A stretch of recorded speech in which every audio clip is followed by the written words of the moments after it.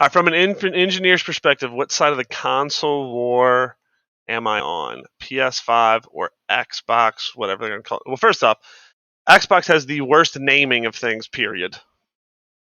And I will say I'm biased in that I've been Xbox since the first console war. I don't consider the first console war to be Xbox PlayStation. I really don't. I don't feel like they became like a war until the 360 and the PS3, right? See, this is where the naming is terrible on the Xboxes. It throws you off.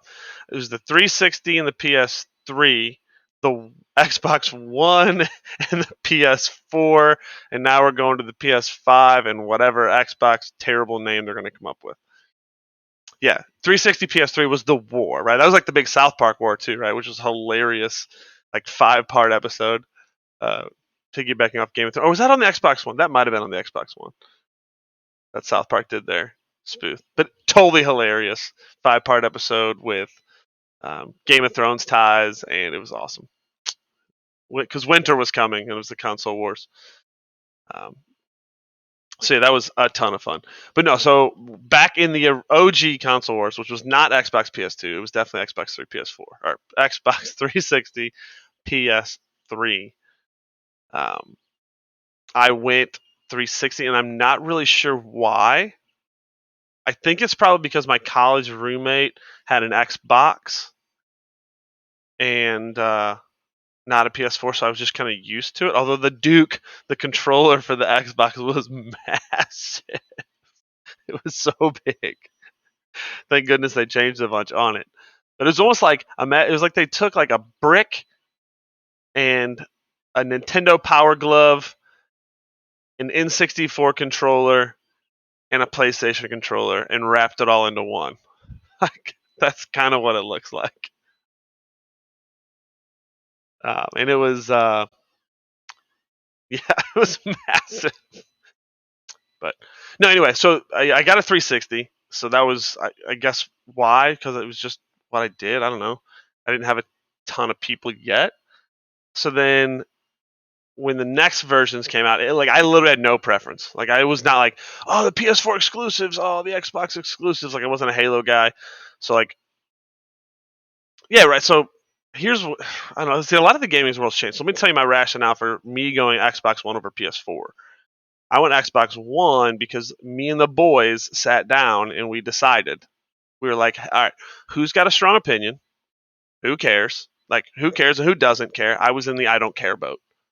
It was just a matter of like, of the people that I'm going to play with, because I'm a social gamer. And it's like, other people I'm going to play with, what are they playing? So I can play, because I want to play with my friends. That's the whole point.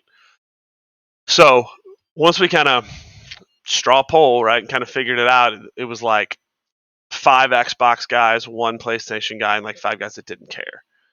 So then it basically just became, all right, PlayStation guy, like, can you come over so we can all play together? And it's actually my boy Brando, and he begrudgingly did. I mean, he might still be. He might have still picked up a PlayStation later, but because I think because of the exclusives, because I think PlayStation does have some really solid exclusives. But I know we did. He was the dissenting opinion on the Xbox decision, but literally that's all we went for. It was just strictly based off of who we could play with. But nowadays, like so much of the gaming world is changing because of cross-platform. Yeah, that was the question, Campbellman, as far as consoles are concerned. Like for someone who might not have a next gen console or whatever, we're trying to figure out like where do we go. Um, like my brother, for example, we could not convince. I guess we had 2 PS4 guys. Oh, this is gonna be a goal. Sorry, I'm watching soccer. Premier League started today. That's why I'm wearing my Premier League jersey. And Leicester City play Saturday. Oh, logos on this side. Play Saturday. It's gonna be awesome. First game was at noon. It was a boring 0-0 draw.